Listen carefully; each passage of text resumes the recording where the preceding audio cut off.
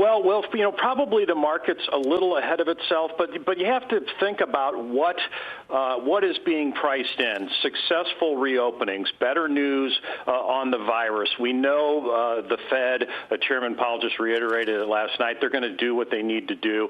Congress is throwing a lot of money at the market. So for us, there's been a lot of technical resistance the last couple of hundred points in the S&P. You guys mentioned it before the start of the show. A lot of these traders, they've been short. They keep having to cover. They've done it multiple times. And certainly, I would be shocked if we didn't touch the 200-day moving average in the S&P 500, which is basically at 3,000. So there's been a lot of things that have helped to push the market higher. But, we need to see over the next 3 to 6 weeks, we need to see some more good new news. And it has to do with a continuation of virus positives.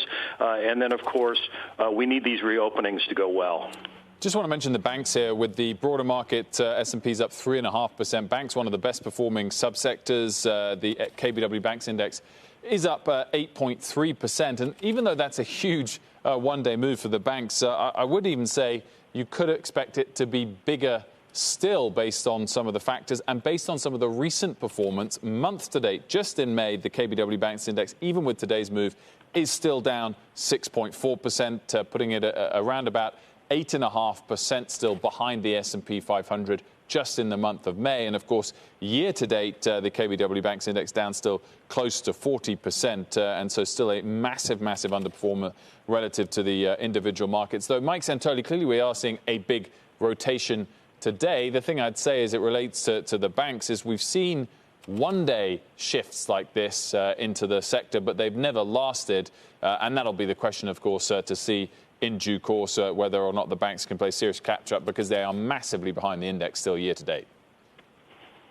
Yeah, for sure, Wolf. I mean, they're exactly what value in general has been doing, but even more so, as you suggested. Did mention the Treasury yield move today, finally breaking up in the 10-year toward 0.75%.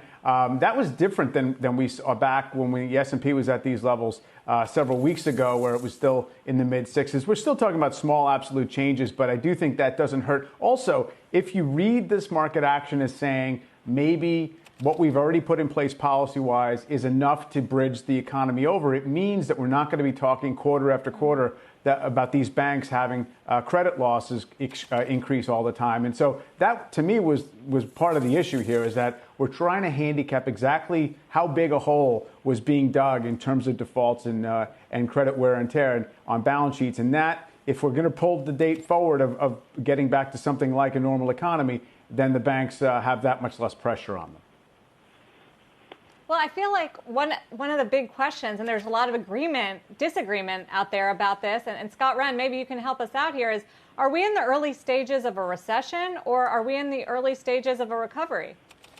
Well, Sarah, for us, we had expected a short and very deep recession. Well, we're in the middle of that right now, and I think when it's all over and done with and the NBER calls the official into it, it will probably have ended or will end sometime in June. And if you look at what typically happens is usually about halfway through the recession, you start to see things like financials doing better, small caps doing better, those types of things. So the market, you can tell the market's starting to think about that, but we would argue that, we're in the middle of the recession that will probably be over sometime, officially when it's all said and done with by the end of June.